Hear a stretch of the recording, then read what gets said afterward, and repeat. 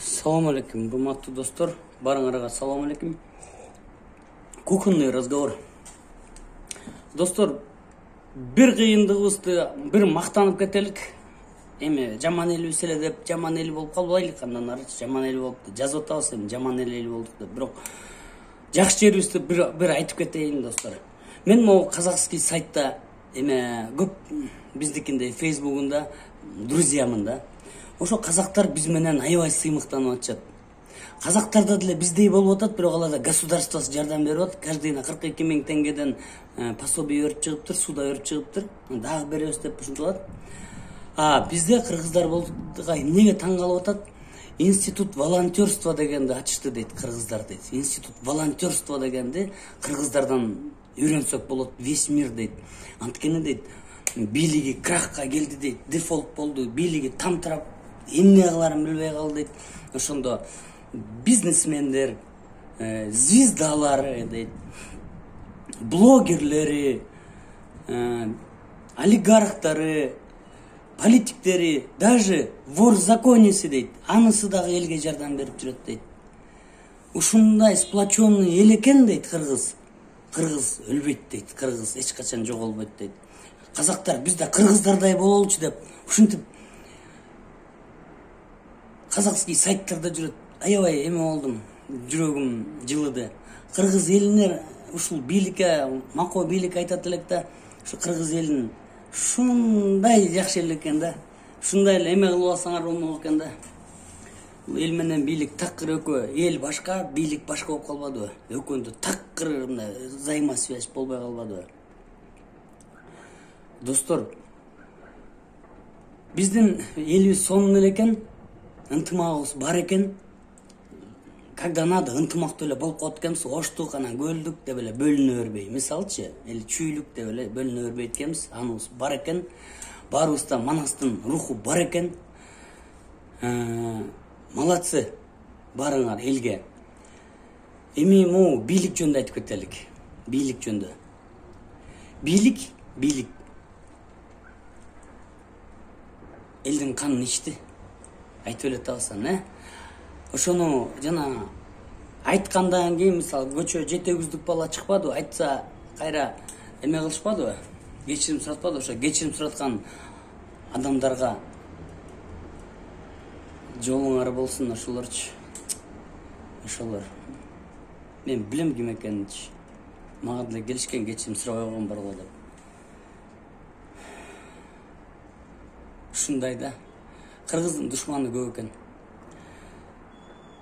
1000 киши өлдү. Бунун үчүн бирөөңөр жооп бересиңер. Обязательно бийлик баарыңар жооп бересиңер. Бийликте азыр ким отурат, ошонун баары жооп бересиңер. Независимо, ты президент, ты айыл өкмөт, бүт баарыңар жооп бересиңер.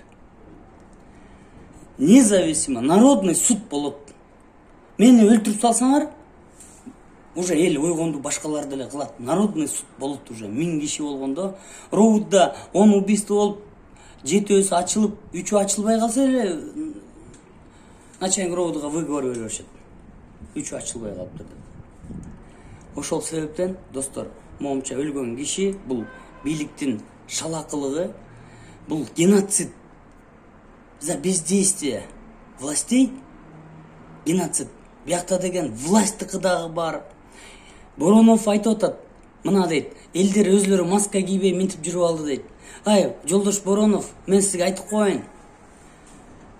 Абылгазиевдин өкмөтү кетип, силер кеткенде, силер кабыл алып, тигин узатканда, өбүшүп, жытташып, ошондо аппарат эле турду, өкмөт эмес бул.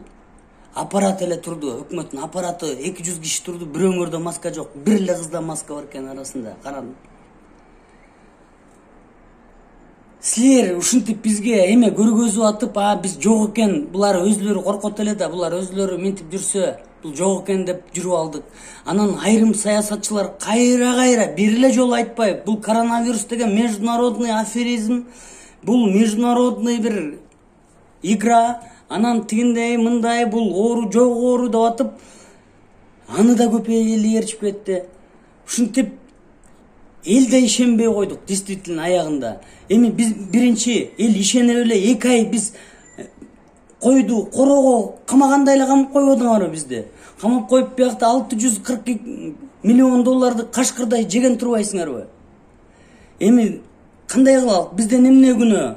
2 ай камал дедиңер. Отурбадык буйда. 2 айда.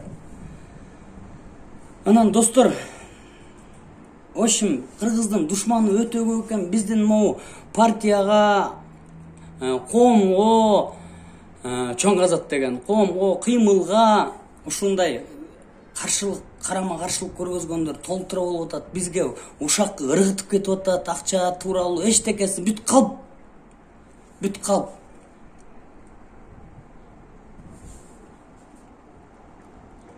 Каждый бизге тийишпей, каждыйыңар өзүңөрдүн, мисалы Сооронкулов өзүнүн партиясын карасын, бизге тийишпей.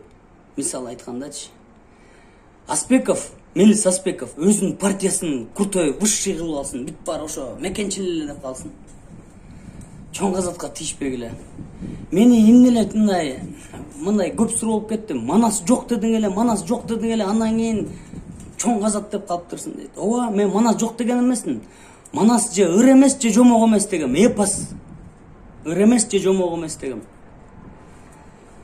Анын баарын эме кылып коечпайбы? Кесип. Ыр эмес, же жомок эмес дегем өзүм. Десем мени бир Кыргызстандан билбейм бир 100 миңдеген киши каргады да.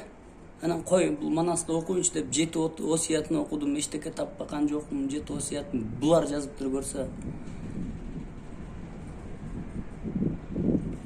Анан ушинтип бүт Манас жөнүндө исторический фактылар эмне бар деп ушинтип отуруп анан Манасты изилдеп бүт баарын билип монткенден кийин анан чоң азат чыгат экен да. Манас эмнеге Манас чоң азатты за то, что он возглавил Манас дейт. За то, что 3 кыргыз элди чогултуп келип бир чоң азат кылган дейт. Каганат кылган дейт. Каганат. Азыр биз кыргыз бириксек эле каганат болуп кетебиз. На самом деле ушул кыргызды каганат эле кылыш керек экен. Илгери мына Лондондо метросунда турат азыр кыргызский каганат деп бүт Сибирь, бүт Ташкентке чейин кыргызский каганат деп турат. Биз азыр кыргыздар бириксек эле каганат болобуз. Мына биз бириксек эле мен мисалы өзүбүздү багып отосуп атпайбы? Мисалы мына көчө 22 эме келген. 22 беременный, анан жана эмелер 22 медикти тосуп алдык. Бизде Москва чоң азат кайрылыптыр, Аликбек Жекшенкулов байкебизге. Ушундай бизде медик эмелер чоң азаттар бар десе, базар жок деп эле кетириптир. Медиктер болсо давай депчи, эмелер болсо деп жардам бериптир. Аликбек абабызга да чоң рахмат. Анан мындан арыда чоң азат Москвадан эртелеткенде эметебиз, чоң азат Москвага кайрылгыла достор. Анан көчө тозуп атсам, бир самолеттон бир 4-5 тонна эме дары келди. Ушунун баарын ошо посольство России баары биригип алып, посольство Жекшенкуловдуку бүт мигранттар баары биригип алып, дарыларды салып атышат бияка. Жумасына 8 тонна дары келип атат. Рахмат ушул мигранттарга. Мигранттар эле бизде эме кылат. Боронов 5 тонна дары алып келип алыпмы? Каяктан эле? Белоруссиядан беле. Кайра 5 тонна алып келип да, биякта деген жума сайын 10 тоннадан дары келип атат мигранттардан. Ушу жана гепарин эме жана Клексан деген мен де билип калдым ушучу. Уже канча кишиге ушу дарысын биз эле чоң азат 5 чоң мүшөк дары алып туруп, бүт барын адресаттарына ушул сурагандарына бер салдык. Кудай буйрса эмдиги жумада да келет дары. Ушинтип эле үмүттөсүмдөй. Ошо достор, бир турал чоң азатка бир турула, чоң азатка ким турбайт? Бул кыргыз турбайт. Кыргыздын душманы турбайт, то есть. Кыргыз эмес, кыргыздын душманы турбайт, уруулар турбайт. Анан кайдыгер адам чоң азатка бирикпейт. Чоң азатка бириккеле баарыбыз бир туралык.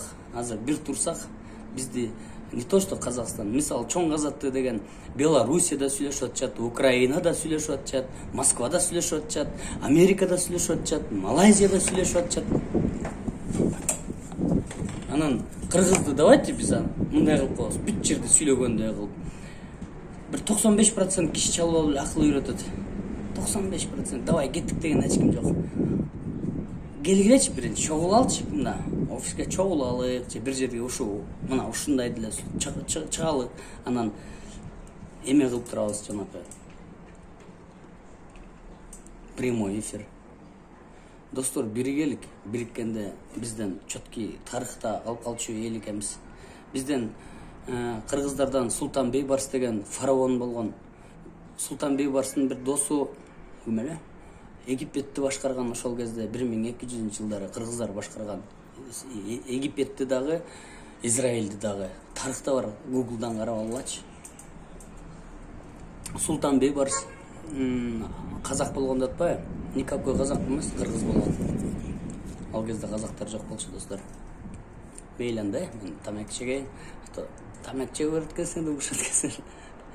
Давайте, достор, ушпагыла, ушуну поделиться кыла, ушуга подписаться кылып койгулачы, подписация кылып.